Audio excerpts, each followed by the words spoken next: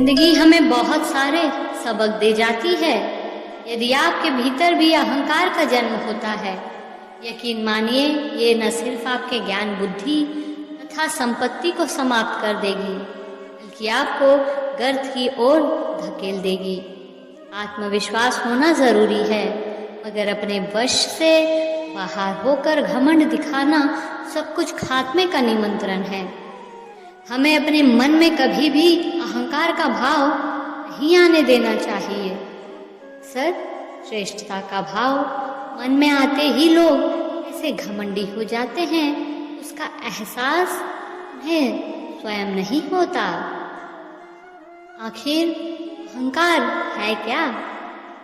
इससे पहले कि हम आगे बढ़ें, अगर आप हमारे चैनल पर नए हैं, प्लीज चैनल को लाइक एंड सब्सक्राइब जरूर कर दीजिएगा।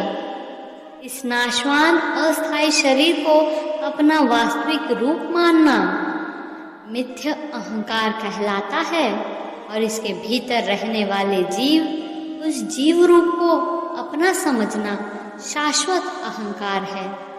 अहंकार है स्वयं की अज्ञानता और मैं के अधूरे ज्ञान से उत्पन्न। अहंकार मानसिक शत्रु है जो मन की सहज प्रकृति को नष्ट कर देता है।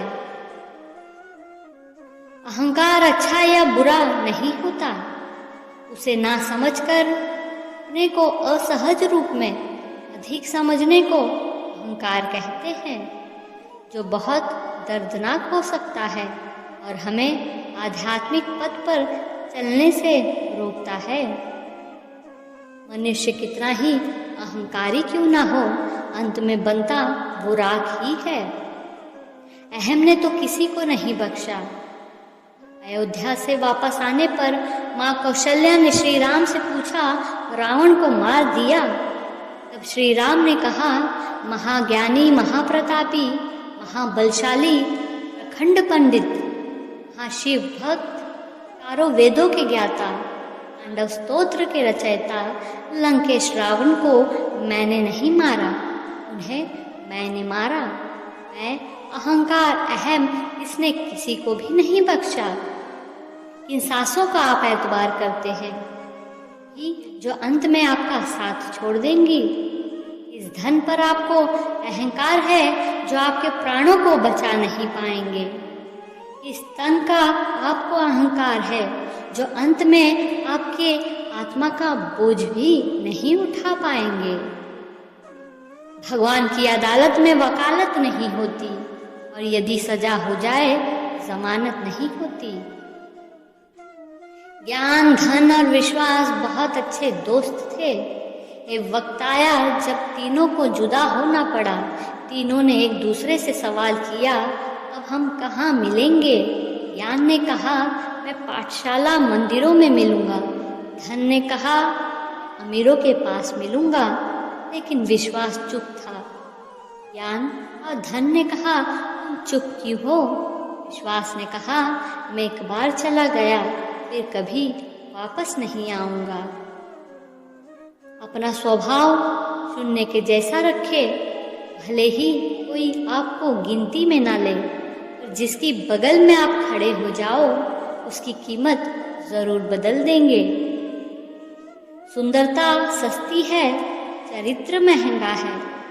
घड़ी सस्ती है, समय महंगा है। शरीर सस्ता है, सेहत महंगी है। रिश्ता सस्ता है और निभाना बहुत महंगा है।